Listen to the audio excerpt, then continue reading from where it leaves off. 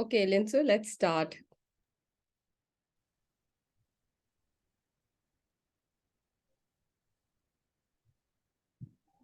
So, good evening, everyone. Welcome to the fourth episode of MANTHAN. And here we have two special guests, Dr. Sakshi Gupta and Ajoy Shah. So, welcome to the session. Hello, sir. And we have a new person, a new face in terms, although she's pretty experienced, I will say that, right? But she is going to take the session forward today. And her name is Alka Agarwal. And I would like to begin with the introduction of Alka. So, Alka is a seasoned professional. She has been working with various corporates, right? From Kalaba, she has worked with British Airways, and she has varied experience in terms of marketing, communication, and she's a wonderful professional. And I'm sure she is the most experienced person who is going to take the session forward in this episode, the fourth episode of the Manthan, right? And we have with us Ajay Shah. So Ajoy Shah is a well-known personality in ISTD. I'm sure all of you already know him. He doesn't need any introduction. He has got more experience than my age. So he has got 40 years of experience, and he has been, a huge contributor in terms of L&D. And he has worked with various corporate, right, from JK Tires and different other corporates. And I won't take much time because we have session to, if I just start giving a brief introduction also, it will take huge time for Ajoy Shah. So welcome on board, Ajoy sir. And we have Dr. Sakshi Gupta. She is a part of IP University. She is a professor, and she is into psychology. She is into L&D. She's also into different aspects of how to ensure that how management graduates can actually go ahead and ensure that they have a fruitful career in their life. Right. So she is the person who shapes the career of all the individuals in her college. So welcome on board, Sakshi, as well. And now I would like to hand over the session to Alka. Over to you, Alka. Thank you so much, Linsu, for such a nice and warm, introduction and welcome. A big hello to our guest speakers, Mr. Ajoy Shah and Dr. Sakshi Gupta, and a very warm welcome and good evening to all the everybody in the audience as well. Thank you very much for taking out time and being here with us. So, as we already know that the topic for this evening is beyond L&D. So earlier on in the traditional setup, L&D meant or was understood to be only training and development. But then the things changed, the organization changed, they grew, economy changed, and so did the role of L&D also. And it became much more than only L&D, and it went beyond L&D. So, Mr. Ajoy Shah, could you please explain to us, could you please elaborate on the term beyond L&D? The L&D, I mean, instead of being just one vertical with a particular window, it's gone on to a partnership now. It's gone on to a partnership, and this partnership is very important because earlier we had a very static business scenario, and organizations have to constantly now evolve, transform, upskill, and if we keep to one particular agenda, L&D cannot cope up with the changing needs of the organizations. So we need dynamism. We need to look ahead. Not only what is required today, we need to look into have a little peek into the future. And also we need that, you see, organizations have a business perspective. The people who are coming in, they have their own perspective. And the L&D function has to come and merge both the perspectives so that we all progress forward and achieve the business objectives. Yeah. Over to you, Dr. Sakshi Gupta. What do you have to say? Would you like to add on something? I would agree with Ajoy sir. As I would say that gone are the days when the HR practitioner's role was just confined to just making and designing of training modules for employees so that they can grab onto the skills and knowledge that they did not have, enhance their skills and knowledge so that they were able to perform in a better manner. They perform their duties effectively and efficiently. Now, with rapid changes taking place in the environment, in the business environment, what we are seeing is the role of HRs are also transforming with time. So being into a traditional role, the role of HR is more becoming a strategic role, where they're required to think more strategically as to what skills and capabilities and competencies an employee requires to recruit them and to retain them in the organization, to motivate them and to satisfy them in the organization. For the same, what we can do is that uh, just embrace the new technology and the digital tools that are getting into place, so that a continuous learning environment is provided to everyone in the organization, whether they are from generation Z, whether they are the millennials or they are the baby boomers. They all are working in this under the same roof, and all have different needs and preferences. So we need to design certain modules that are quick with time, and that caters to the need and preferences of everyone who's working under the same roof, so that we are able to satisfy the employee, and most importantly, we are able to retain the employees in the organization. So yes, the beyond thing is that we need to go apart from traditional training and development modules. We need to think beyond those training rules. Fantastic, Sakshi. Now, when you've talked about baby boomers, millennials, this is the era of millennials. In India alone, as per one of the surveys, we've got around 52% of the youngsters, which make the workforce population. That means that they are very energetic, they are young, they are restless, they are forever eager to learn. And this is a generation which is a generation in a hurry. So how do you deal with them in terms of attracting them and retaining them, and along with that engaging them as well? Over to you, Dr. Gupta. Yes, sure. See, the thing is that with generation, we are talking about millennials, but we also need to keep in mind that generation Z is also getting prepared to enter the workforce anytime sooner. So the thing is that yes, they are the digital natives. They are restless. They do not have much patience to achieve their targets. But we need to remind ourselves that it's not their fault that they are restless. They are the digital natives of the country. They have been born and brought up in the digital technological era, where their time span for attention is very low, and they want the training should be a part of or the training should be given to them in such a way that it becomes virtual learning apart from that classroom learning. I have been in this industry, as in the education industry, from last 10 years. What I have seen is a significant transformation. The students which we used to get 10 years back, they more preferred the conceptual training, conceptual learning, only about the concepts, stick to the concepts, stick to the book learning in a classroom setting. It used to go fine. But now, especially after COVID, when the COVID stuck the whole nation, worldwide, globally, after COVID, the batches which we are getting is the students are very impatient, they're restless, but on the other hand, they're very adaptive as well. They accept the changes just like that. And in the same manner, we need to give them the training in the same manner. And for the same, we have designed micro learning opportunities for all our students. What we do is micro learning modules. I really, that's really fantastic. So can we hear Dr. Shah's, Mr. Yes, Shah's, yes. views on this as well? So Sure. What Sakshi has said is, encompasses quite a bit of this thing.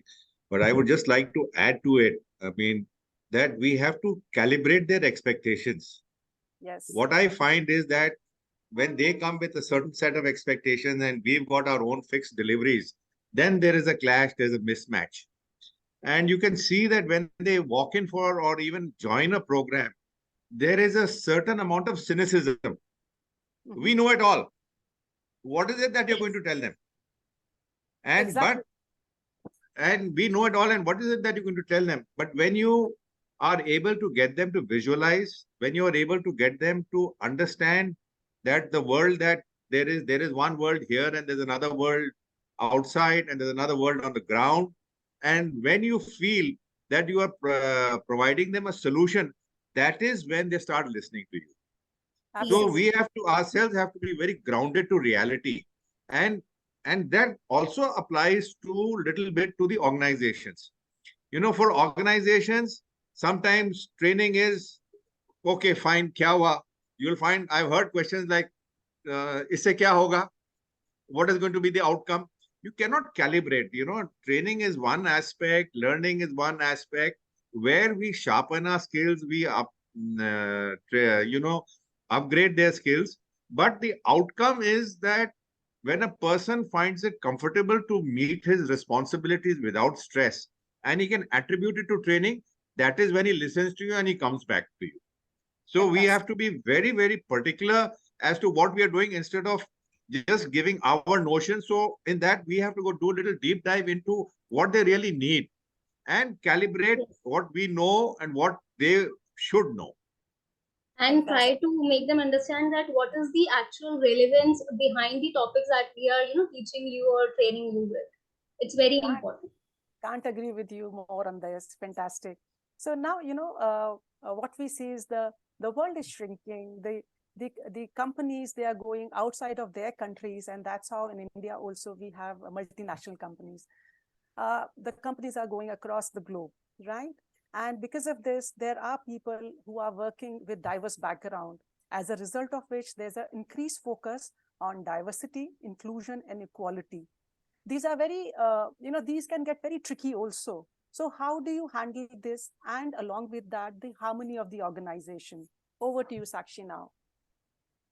Okay, so talking about diversity, inclusion, and equality, the explanation lies in the question that they should be given the training of diversity, equality, and inclusion, the DEI training right from the beginning. Like, I am an educator, I'm going to speak from my perspective that it's a part of our curriculum to teach students about cross-cultural communication and what kind of barriers they can face during if they are a part of a cross-cultural diversified team. So what we do is we train them on the basis of 3 or 4 trainings is what we kind of provide them. Firstly, it's the unconscious biasness training which we provide them, in which we tend to make our students learn that unconsciously how their learnings can help them in making decisions, and how it can help in increasing awareness and in the workplace setup. So basically, when I start this training program, I will give you a very minute example. I start this training program by just asking them, how's the Josh? How's the Josh? I'll ask them 3 times. They'll reply, hi sir, without even acknowledging that in front of them, the person who's standing in front of them, the ma'am, is a female. So they should say, hi ma'am. But the way we have conditioned their brain right from the beginning is that whatever we see, whatever we hear, we have to speak without even thinking about it. So first is the unconscious biasness. Second is the cross-cultural awareness that we give to our students, in which we also determine the language barriers that can come in place. That is, the same thing can be acceptable in one culture and the same thing can be, unacceptable in the other culture. For example, very minute example, white color. In Western culture, if you're wearing white, it's a sense of, you have to congratulate that person, or it's a sense of happiness. But the same color in Indian culture or Asian cultures, it means something else. Same goes with the words as well. Yes, in America, it's, are you going to attend my session? Yes, I'm going to attend your session. But if you hear this yes word from a Japanese person, are you going to attend my session? Yes. That means I'm hearing your words. That does not confines or gives you a, confines that I'm going to attend your session. It's just that I'm hearing your words out. Same goes with gifting. In American countries, in Asian countries, gifting is seen as a sign of gesture, good positive gesture. If you are giving me gift, it's good, right? But in China, it's like ki hum pe itna ehsan mat karo, please. So you should not take gifts to those people. So culturally, एक knowledge होना बच्चों को, it's very important. Start from the beginning, ताकि एकदम से organization में जाके ना उनके पास एकदम से बहुत बड़ा चीज ना हो that अब क्या करें हम लोग. So start right from the beginning. We tend to give it to our students. Very valid point. Now we'll have to switch to Mr. Shah, and we'll have to take his views also on this. Mr. Shah, over to you. Talking about diversity, let me tell you, I mean, we've worked in an organization which has got global operations. But even just to, before we go globally, Indian diversity itself is so challenging. And I always tell the people, do not adopt what we call a Delhi-centric or a Times of India view just because our corporate office is here. The culture down south or down east is totally different. And once you are a little empathetic to the culture, like in east, effectively time is just the 5 p.m. But by 5 p.m., Jorhat in far Assam is totally dark. and you ask somebody to join a program at that time or stay back in office, it becomes very difficult. Same thing, even a basic thing like observing list of holidays down south, like today's Vishu in Kerala, right? The list of holidays we have over here, a list of holidays over there. If we display a little sensitivity, we don't. Here, we have a 5-day week, but Friday still we try to pack in as much before the weekend. But our operations in Mexico, if you tell them anything after lunchtime on Friday, oh, it's going to be very disappointing. And Middle East, of course, you have to be very sensitive right now. You have Ramadan going on. So all the diversity and manufacturing, dealing with people in manufacturing on the shop floor, it's a challenge by itself. In no way can you show any attitude or anything which indicates to them that, that they are not welcomed or they are not participative. And once they are welcomed and they feel they are participating, all sensitivities are done, that is okay. Another challenge in diversity is, this is within the internal organization. Another big challenge I have found is in dealing with channel partners. I have dealt with 10,000 channel partners. And channel partners, they have their own set of biases and this thing. And people come with so many particular individual needs. Somebody says somebody's got a fast, somebody's got something. But you have to be very sensitive and empathetic. And then you're able to get across to them. You have to bring everyone on the same page and then work. Yes. Sorry, Alka, we can't hear you. Now, can you hear me now? Yeah, a little better. Thank you. Yes. Little better. Is it okay? Yeah, yes. Yeah, I can hear you. So, what we see is that the talent is the biggest asset of any company, any organization. And the organizations which perform better are the ones who really take care of their talent in a very nice way. What do you do to attract and retain the talent? How do you manage this piece of L&D? Dakshi, are you going to start or? Yes, sir. Please, you can. Please. You're speaking? Okay. So, see, when you're attracting and retaining talent, a brand has a major role to play in attracting talent. L&D alone cannot come. Yes. Where L&D plays a role is that when you are at the campus and where your brand equity is displayed, and wherever there are referrals, when employee referrals, if you have an employee referral or a word of mouth program, there L&D has an important role to play, right? There they say that I have gained. I have seen people who have started on the shop floor and taken care through our learning program, and they become chief managers, senior managers, so on and so forth. They are the people who propagate your brand. So the people who benefit from the brand, that is the thing. Otherwise, you can make an attractive brochure, you can do anything, but the word of mouth is really what matters. Fantastic. Yes, I would totally agree with Ajoy sir and Alka ma'am. As you said, I always start my lecture by telling students that if we are talking about organization is made up of 3 elements. First is the goal, then is the structure, and then is the people. People being the most important element of any organization, which can break an organization or make your organization. So you have to be very careful while you're recruiting the people into your organization. And for the same, you need to attract. The first thing in selection goes with the recruiting part. And recruiting is attracting people so they are filling up your vacancies or filing your vacancies. So the first thing is how you attract your people towards your organization. And in that particular thing, I would totally agree with Ajoy sir. The word of mouth plays a very big role.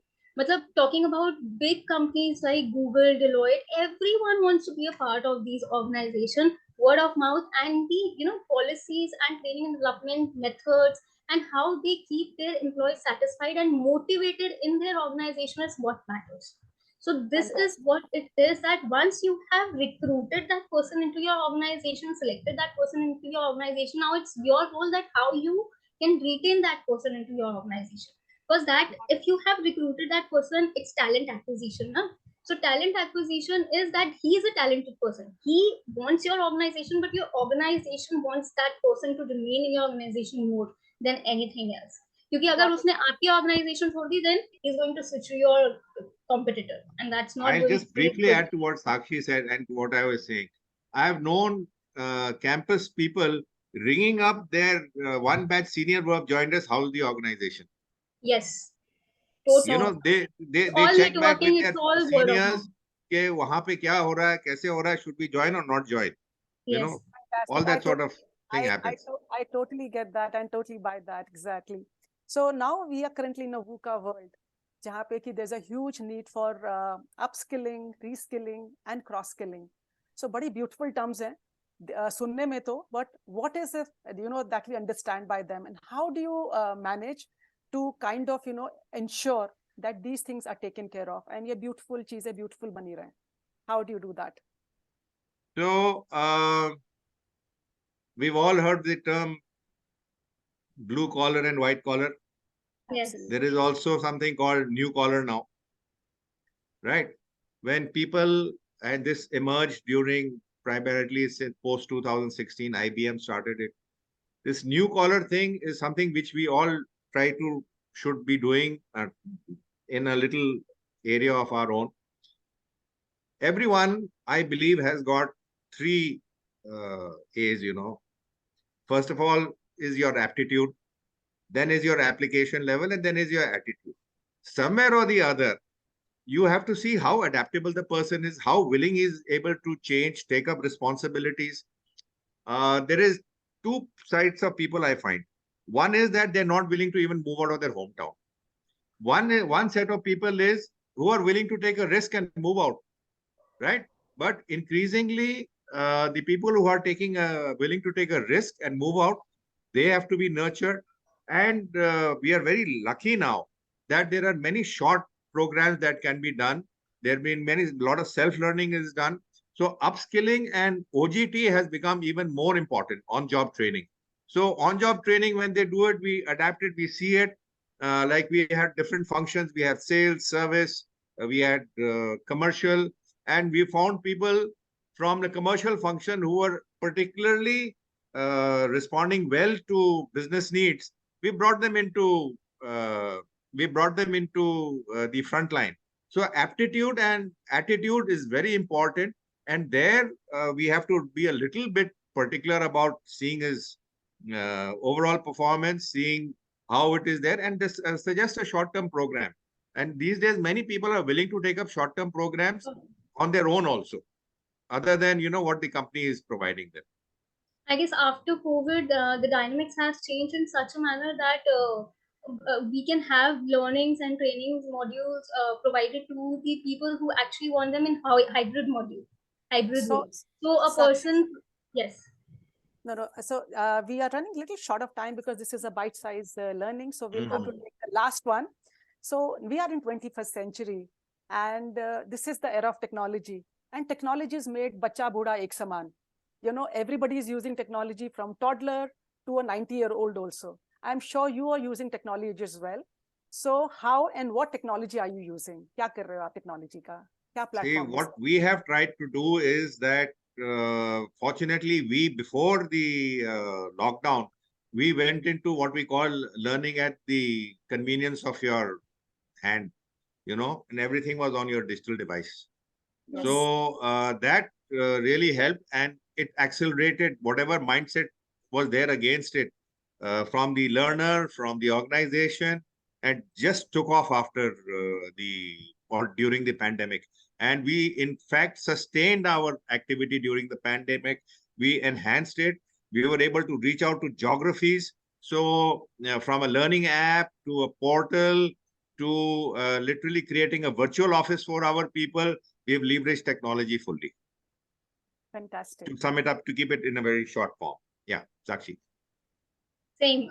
Before the COVID hit the entire world, we were also hands-on with the portal system where students used to get. It was one single interface where the students and the teachers used to meet online. So we used to put everything on that portal, and students used to have an access to everything which was going on the college front offline, but then after COVID and during COVID, online, which whatever we need to teach to our students, it was being done through the portal itself. The second thing we have introduced recently is motivating our students to gamification, that is introducing certain board games, like snake and ladders game. So any student who tends to accomplish one milestone or be a part of module, and he is able to complete that module with good flying numbers, they are able to achieve an achievement and a badge for themselves, and then they are recognized in the organization. So that is how we motivate students to come up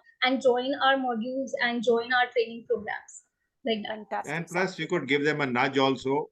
And more important is that the content in technology is that the content is very contemporary, not dated content. And you're sharing information in more or less real time, So that's a big advantage.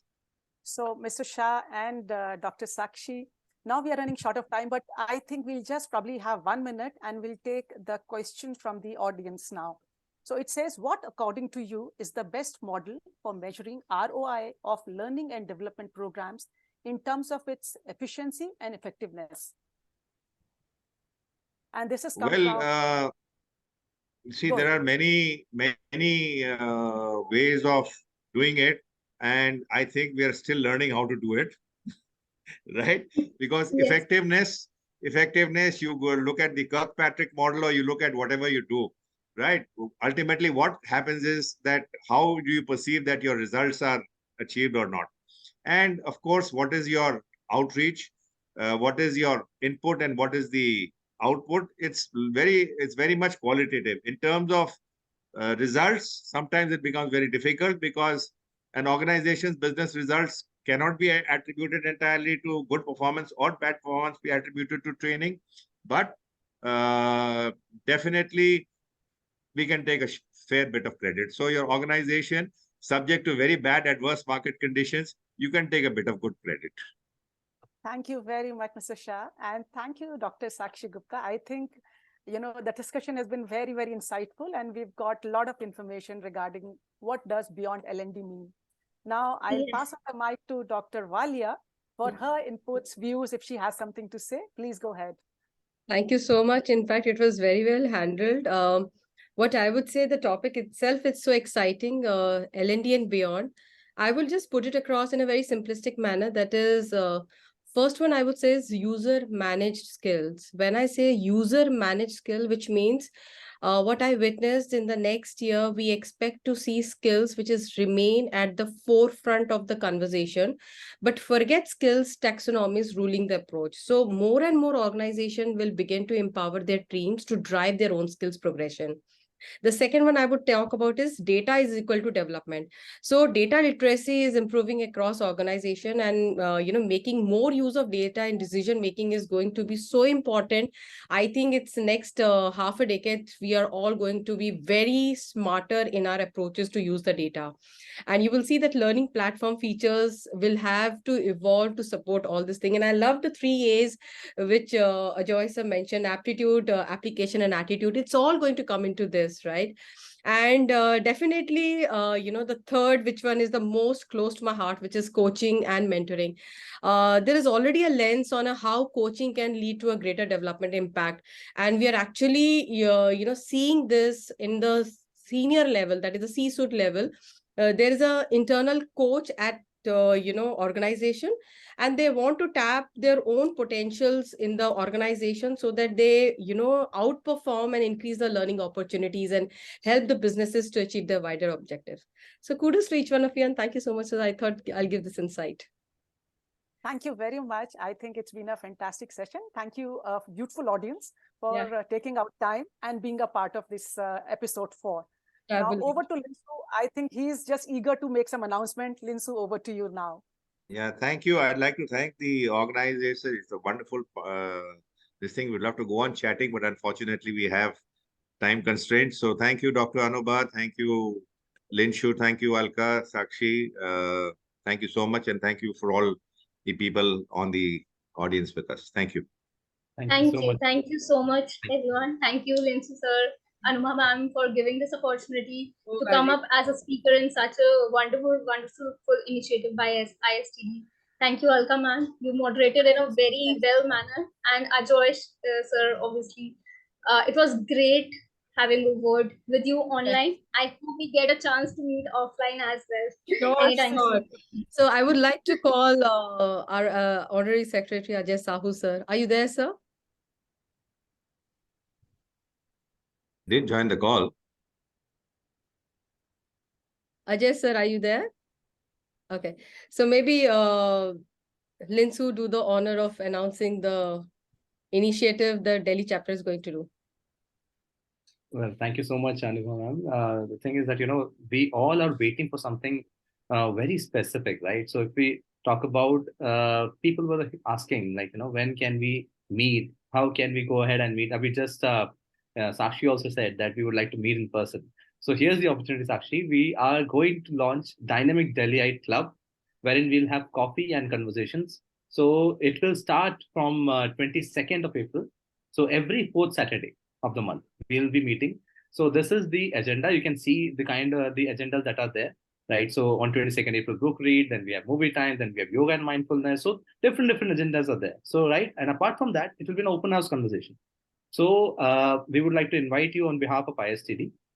Please come forward so that you can be part of it, and also ensure that whatever inputs that you would like to give, how to improve, how to go ahead, what all the concerns that you would like to put in front of us. So please go ahead, do come forward, and looking forward to meet all of you on 22nd of April. And thank you so much for being part of the session. Thank you so much, Dr. Sakshi Gupta. Thank you so much, Ajoy sir. Thank you so much, Alka. Thank you so much, Anubha ma'am. Thank you each and everyone who is present in this session.